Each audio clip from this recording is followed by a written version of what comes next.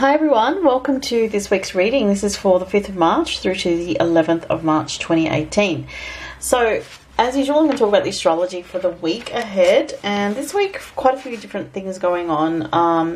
Monday and Tuesday this week, we have Mercury and Venus in Pisces, both towards the end of Pisces, making a conjunction with Chiron. So, I think this is quite an intense energy here. And it could be, for some people, a time of healing, a time where you may feel yourself to be, for some people, the healing could be physical, it could be emotional, or you could feel at a loss about something. And you may not, be sure what it might be a bit confusing in some way. So there might be something going on in your life where there's some confusion and some kind of upset, I feel, with Monday, Tuesday for some people, not for everyone, obviously. It can be a focus on relationships or money, and because Chiron's involved, it can be a concern or a worry to do with health, relationships, money, and feeling of just maybe for some people not being sure what to do about a particular problem. It's a bit of a raw energy for the beginning of the week, so I don't know. I feel like, in its best light, it would be positively healing for some people. But on the sort of lower end of the spectrum with this energy, it can be a feeling of loss or sadness, or feeling alone, or feeling a bit like a victim to some situation. But it is Mercury and Venus, so it is more centered around relating, communications, relationships, and the collective as well. Wednesday, Mercury transitions into Aries, so that's a real shift of energy there with Mercury in Aries. We can become more singularly focused with Mercury in Aries. So we can get very focused and ambitious, strong fire energy, which means the mind is very activated, and there can be new ideas. There can be a feeling of being mentally pushed forward, or pushing yourself mentally, like setting new goals and ideas for yourself. You can also be very strong at standing your ground with Mercury in Aries, but there can be more arguments because people can be more charged up mentally and impatient. So there can be impatience when driving. Watch out for road rage and things like that if you drive, things like that, because Mercury in Aries is very impatient and it doesn't like to wait too long. So you might notice, if you're someone that drives a car, people beeping their horns at each other more from Wednesday. Wednesday also, Mercury and Venus, go into Aries. So, I forgot to mention Venus. So, it's interesting because on Monday, Tuesday, we have Mercury-Venus conjunction in Pisces. Then Wednesday, Mercury and Venus both moving into Aries at the same time. So, they will conjunct again, just in the sign of Aries. So, it's very passionate energy on Wednesday. It can be, you feel more unified in yourself, mentally and physically. You can feel more motivated. You can feel like there's a faster pace to life from Wednesday. It can also signify new structures, new relationships, new connections, and especially with females as well. Thursday, the moon in Sagittarius makes a trine to Mercury and Venus in Aries. So there's positive connections on Thursday. There could be like new conversations that are being had that are quite positive and focused, new developments, new inspirations, that sort of thing, and definitely a bit of an impatient energy on Thursday as well. By the end of the week, Mercury in Aries makes a square with Saturn in Capricorn. So I'd say end of the week, there's a little bit of a feeling of perhaps a block, or maybe, you've pushed very hard Wednesday, Thursday, Friday, or you've been very fast-paced on those days, and you kind of there's a bit of a slowdown on the weekend, or a bit of a reality catching up in some way. It can be tiredness, mentally feeling fatigued on the weekend there with Mercury square Saturn, or it could be some issue with your individuality versus authorities around you, like a boss or a parent figure, or someone that you see as an authority in your life. There can be some confrontations verbally or via communication, some stress, like getting an email that's, from someone, or getting a phone call that is irritating, or for some people even upsetting. Could just simply mean for some people delays with Mercury square Saturn, some delays in travel, some delays in communication, some stalls and frustrations. There's a bit of a slowdown on the weekend. So I would say don't push too hard on the weekend. If you're going to travel, make sure you plan it very well for the weekend. Because also the moon is in Capricorn, so we need to be very practical. On Sunday, Mars is trine Uranus, with Mars in Sagittarius and Uranus in Aries. So Sunday, the energy is a little bit better for new ideas again, new hope, new inspiration, very creative energy, very independent energy for Sunday as well. So you might, with the moon in Capricorn and Mars trine Uranus, you might just want to spend the day alone doing your own thing, going on a hike, or, going on an adventure with just one other person or something like that, because the energy is very much sort of spending time alone, or doing something that you really enjoy that's very independent as well. So let's have a look at the cards for this week. I'm just going to use my traditional Rider-Waite tarot deck, which I have not used for quite a while, for the weekly reading.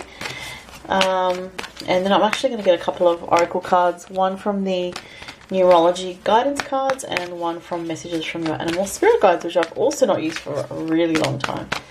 Alright, so let's get 3 cards for this week. Alright, where am I? That's that one.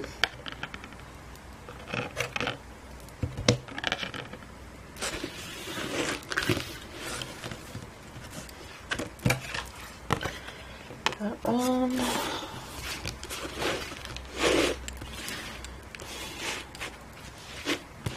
And that one. Okay. 5 of Wands, 4 of Cups, and the Sun. Oh, interesting. Okay. So the 5 of Wands is about trying to organize something. So for some people it could be, it's like they're trying to restructure something. So there could be a restructuring energy going on in your life in some aspect, which is very practical, to be practical issues. You may not be feeling it here with the 4 of Cups. It's almost like just feeling a little bit down about situations, feeling a little bit despondent. But I really like the Sun card at the end here. It's saying that, even though there's maybe some things going on around you that you're just not too happy about this week, there's a bit of feeling of not being able to be on the same page as other people, bit of clash of like not being able to sync yourself with others well. There's a feeling of, a little bit of a clash of energy. It may not be really, really obvious, but it might be kind of like just a little bit of disagreements, or a bit of, some people want to do one thing, other people want to do another thing, and just not being able to marry that up well or flow with that well. And the 4 of Cups is like feeling a bit left out, feeling a bit like you're sort of focused on the negative a little bit. You're not really appreciating what is working in your life and what you are doing that's positive in your life. So there's a need to refocus and see the positives, because the sun is really shining down on you this week. Even though there is some issues to deal with, there is a bit of a struggle and there is a bit of a sadness or a despondency at some point during this week. But the sun's saying, you know what, things are going to work out okay. There's a need to focus, as I said, on what you're grateful for, the positive things, the things that you can do, the areas of life where you do have control, and working on that. And I also heard creativity. So if you feel a bit down, it's saying tap into your creativity and see what you can create, whether, even if it's as simple as singing or doing a drawing, or, just collecting creative ideas for inspiration. Sometimes it's nice to just go through images online, like certain things that you're interested in, and like Pinterest is great for that, collecting ideas to sort of inspire yourself, because here's a feeling of boredom and a feeling of a lack of inspiration, but it's saying the inspiration will come back, but you will have to use your will to sort of bring that energy out, I feel. So interesting messages there. Let's have a look at the numerology guidance cards. Let's see what I've got here. Just want to get this one, I feel. And then I'll get one card from the messages from your animal spirit guides.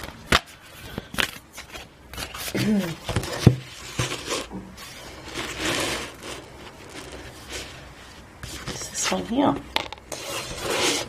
Okay. Patience. Oh, how appropriate. Pueo, Hawaiian owl. Wow. Okay, I really like these messages.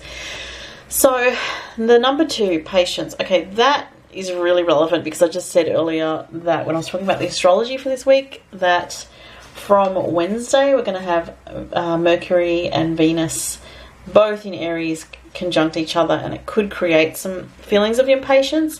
And as I was saying, especially with communications and short distance travel, trips, getting to work, you know, try to exercise patience with other people this week, because everyone else is going to probably, especially people that are not aware of themselves, are not aware of the astrological energies, they can be very unconscious, and people can be very reactive under this sort of energy, when, especially with Mercury in Aries. So patience is encouraged this week. So, you know, try to be patient when you're dealing with difficult people, impatient people, irritated people. And patience with your own path as well. So you may feel that restless energy this week with Mercury in Aries. You may want to push forward and want results straight away. It's a number 2, so it can also relate to relationships and being patient in relationships, like with your romantic partner, with your husband, your wife, the person you're dating, whoever it is. Even if you're single, it can be a message about patience, about relationships as well, and not to be too pushy with this energy this week. The ancestral spirit guides are offering you guidance now, so pay close attention to signs and omens from them. That's a really cool message. The owl is such an amazing creature. If you ever see an owl in the wild, like, they're just, oh my gosh, they've just got such a presence about them, don't they? And they just look like an old soul. So here is a message for people about their ancestral guides, but also about paying attention to, I feel it's about birds in general. Like, you might have messages from birds this week. So pay attention to that. And the owl can often signify endings and new beginnings. So that's another message. And also understanding boundaries, and, you know, boundaries with yourself and others, but also the sort of veil between the physical reality and the physical realm and the spiritual realm, that there is, you know, that we are connected, to remember that we have that connection to a higher realm. That we may not always feel that way because we get very immersed in the physical reality, but spiritual messages are always coming to us, and to trust your intuition when you get those messages is also another message here. So thank you so much, everybody. If you'd like a personal reading with me, visit the link below to my online store. Current turnaround time is 6 to 12 business days. And I'll talk to you next week. Thanks for watching. Bye.